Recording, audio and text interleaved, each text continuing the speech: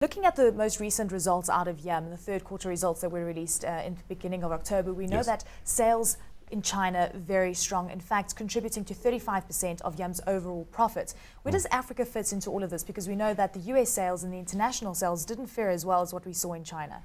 Africa is actually a very big part of our future growth strategy. If you look at how our organization has developed over the last 10 years since we were spun off from Pepsi, we went from a very small international business and probably less than 25% of our earnings coming from the international activities, including China, to now we're around about 60 to 65% international. And our focus on the developing world is a very big part of the long-term growth. China obviously is a big part of that, and the success that we've enjoyed in China has just renewed the excitement and the energy about the operations that we've got developing in India. And then the next cab off the rank, as far as I'm concerned, is Africa. And we've got some very exciting things happening around that. I think we chatted to you earlier this year when you were opening up a KFC in Lagos. I think it was the first KFC. You also have growth plans for Angola, Kenya, Tanzania, Malawi, Ghana, all around the continent. How are you seeing the African consumer? Do they welcome KFC in their economies? It's amazing. I mean, it's a wonderful experience for us to go in there because the appetite for our brand is simply enormous. Yeah, appetite for chicken and our brand is simply enormous. Chicken is the protein of choice in Africa, and there aren't many options there for consumers to choose from. And now that the consumers are benefiting from the economic growth and the prosperity that's beginning to settle into Africa, they are wanting to enjoy themselves, enjoy and consume some of that newfound prosperity. And that's where we come in. And again, I compare yourself to China. I mean, we have 3,700 restaurants in China. Absolutely. A massive footprint there. What is your target for Africa? I mean, given the fact that you're very prevalent in South Africa, but obviously expanding further into the rest of the continent. How long is a piece of string? We actually don't talk about finite numbers because we just don't know how big this thing is going to be. Well, currently we have just past 600 in South Africa alone.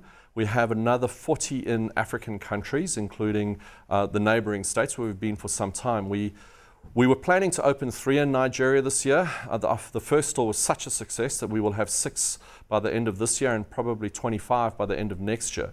Our modeling suggests that the Nigerian business is probably worth about 2,000 restaurants in the next 15 years, assuming it grows at the current rates. But if it grows faster, as we expect that it probably will, how big it can be is who knows. It will, in years to come, their penetration level in Nigeria will equal what we have in South Africa, and you can just do the maths. Are these franchise businesses you're opening up? Typically franchise in Africa. We are developing with local partners and some joint ventures that have an international flavour. But our model, particularly in countries like Africa or continents like Africa and in Asia, is to develop with country franchisees. How about the logistics of all this? How do you get the chickens in there? Are you getting local suppliers for those chickens, or are you bringing them in from outside? Our desire is always to develop the local industry, and that's one of the things that has government so enthusiastic about working with us. Nigeria specifically, we're working 100% of the local business, and we have enabled enormous technology transfer into the local industry to enable them to produce chickens that meets our exacting specifications. Importantly, our chicken and our supply in Africa is exactly the same standard as what we would have in Australia, the UK, or in South Africa itself. So what is that standard? What is your benchmark when you say extremely high?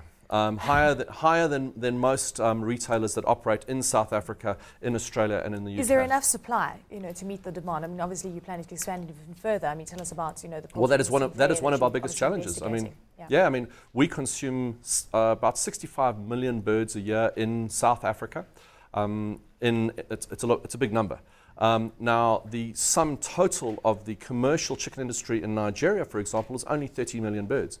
So that is the attraction for government and the local industry to partner with us to develop our business there, because they see us as becoming a massive throughput for them that will legitimize and broaden their ability to market to the local economy, and it reduces cost. The leverage there, it's enormous. And one of the consequential benefits of us coming to town is that a key and vital protein source actually gets a lot cheaper for the local people, not just what they buy through KFC, but what they buy in their supermarket. You had 600 outlets in South Africa. How about expansion plans in this country? Because you were talking, I think last year you were outlining plans to invest another 1 billion rand in the business. Absolutely. Is that still on track? How many outlets are you going to be opening up? In fact, we're actually planning to invest a lot more.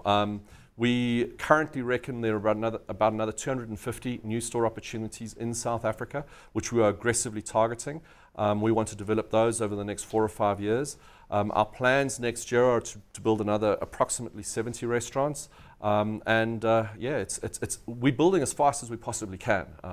That's essentially the message. I mean, you're talking about input costs and the fact that obviously you need to ensure that you do work with the Nigerian government so that you can find a way forward when it comes to supply of chickens. What about margins? Because when you again look at the Chinese model, higher labor costs going to be squeezing on your margins going forward, and of course the rise in commodity prices as well. So you need to weigh all these factors up. So tell us about the margins in Africa. What do you foresee there? Well, our margins in Africa are enormous. The South African business model is actually the second strongest business model outside of China. And that's the reason we're not as strong as China, is that we've actually been able to penetrate. What makes it so strong and so successful? Well, it's a volume game. The popularity of brand, the strength of the brand, the volumes that we do allow us to get enormous leverage over our fixed costs. When I compare our business here to the businesses that we operate in the first world, the typical differences are labor costs there are much higher, like 2 to 3 times higher than what we enjoy. We enjoy a lot lower fixed costs because of the volumes that we get. We typically do double the volume that they do in terms of just straight transaction counts. And that all allows us to mitigate the higher input costs or commodity costs that we actually include. I mean, and the affordability in South Africa is a lot different to what it is in Australia. I mean, we got our Streetwise 2 meal is $2.50. Nowhere else in our businesses in the first world can you get a 2-piece and chips meal for $2.50. It's just, it's not how it works. Criteria for some of your franchise partners, and also talk to us about empowerment in South Africa. Sure. Criteria for the franchise partners, I mean, our number one thing is that we have to deliver on the brand promise. I mean, if we go along and create this wonderful brand image and this concept that people want to buy into, we have to make sure we deliver on it. So our franchisees, it is vital that in the selection process that they are operationally capable, that they can do what we call is run great restaurants. So it's vitally important that we screen and approve the right partners. And unfortunately for us, the level of interest in our brand in Africa and in South Africa is so high that we can actually be very selective. In terms of empowerment, we are one of the most empowered brands within the South African business model. Before we say goodbye, very quickly, your rival McDonald's Corporation, I mean, coming into Africa as well, your view on that? McDonald's are in a very tough space. Because they don't deal in chicken on the bone. And chicken on bone is the primary... You're saying it's more popular than McDonald's? Oh, absolutely. I mean, it's processed meat versus chicken on the bone.